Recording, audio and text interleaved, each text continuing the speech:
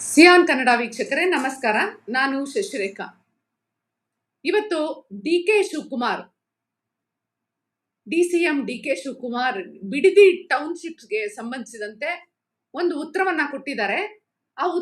ಅವ್ರು ಏನ್ ಹೇಳಿದ್ದಾರೆ ಅಂದ್ರೆ, ಅಲ್ಲಿ ಬಿಡದಿಯಲ್ಲಿ ಇರುವಂತಹ ಅವರು ರೈತರೇ ಅಲ್ಲ, ಒಂದು 10-20 ಜನ ಇದ್ದಾರೆ. 10-20 ಜನ ಇದ್ದಾರೆ. ಅಲ್ಲಿ ಯಾರು ಪ್ರೊಟೆಸ್ಟ್ ಮಾಡ್ತಾ ಇರೋರು ರೈತರಲ್ಲ. ನಾವು ಈ ವಿಚಾರವನ್ನು ಯಾಕೆ ಹೇಳಬೇಕಾಗಿದೆ ಅಂತ ಹೇಳಿದ್ರೆ, ಜನವರಿ 6 ಅಲ್ಲಿ ಗಾಂಧೀಜಿ ಬಂದಿದ್ರು ಬಿಡದಿಲಿ.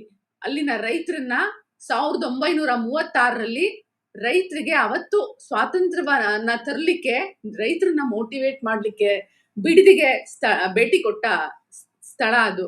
ಗಾಂಧೀಜಿಯವರು ಬಂದು ರೈತರನ್ನ ಹುರುಪುಗೊಳಿಸಿದ ಜಾಗ ಅದು.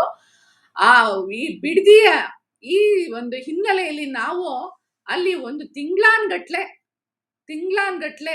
ಒಂದು 9 ಹಳ್ಳಿ, ಸುಮಾರು ಅಲ್ಲಿ ಇರೋ ವ್ಯಾಪ್ತಿಯ ಹಳ್ಳಿಗಳನ್ನ ರಿಯಾಲಿಟಿ ಚೆಕ್ ಅಂತಾನೆ ಮಾಡಿದೀವಿ. ಅಲ್ಲಿ ಜನ ಎಲ್ಲ ರೈತರು